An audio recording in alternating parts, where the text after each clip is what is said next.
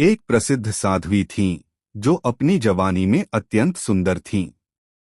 एक दिन दुर्भाग्यवश कुछ चोर उन्हें उठाकर ले गए और एक वेश्यालय में बेच दिया। अब परिस्थितियों ने उन्हें वहां रहने और वही कार्य करने के लिए मजबूर कर दिया जो वहां की अन्य स्त्रियां करती थीं।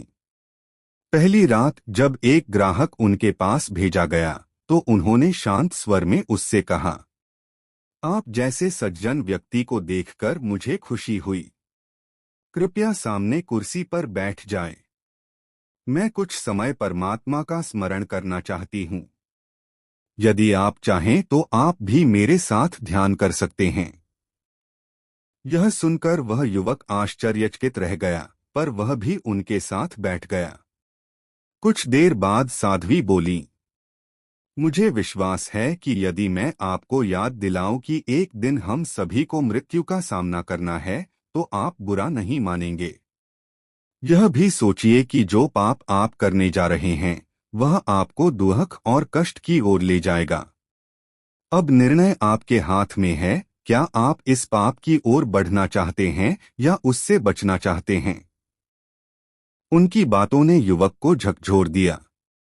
उसने विनम्रता से कहा, हे पवित्र स्त्री, आपने मेरी आंखें खोल दी।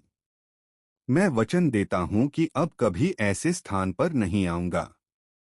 इसके बाद जो भी व्यक्ति उनके पास आता वे उसी तरह उसे समझाती और धीरे धीरे सभी के जीवन में परिवर्तन आने लगा। वेश्यालय के मालिक को यह देखकर आश्चर्य हुआ कि इतनी सुंदर स्त्री होने के बावजूद कोई ग्राहक दूसरी बार उसके पास क्यों नहीं लौटता।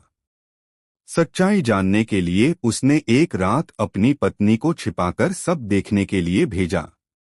उस रात भी साध्वी ने ग्राहक का स्वागत करते हुए कहा, इस स्थान पर रहते हुए भी मैं कभी नहीं भूलती कि परमात्मा हर जगह उपस्थित है। वह सब कुछ देखता है और न्याय करता है। आप इस बारे में क्या सोचते हैं?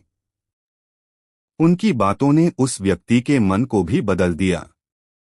वह पश्चाताप से भर गया और अपने किए पर रोने लगा। यह सब देखकर मालिक की पत्नी भी भावुक हो गई। वह बाहर आई और बोली, तुम वास्तव में एक पवित्र आत्मा हो। हमने तुम्हारे साथ बहुत बड़ा अन्याय किया है। अब तुम इस पापपूर्ण जीवन से मुक्त हो जाओ। इस घटना ने न केवल साध्वी को मुक्त किया बल्कि उस घर के मालिक और उसकी पत्नी के जीवन को भी बदल दिया।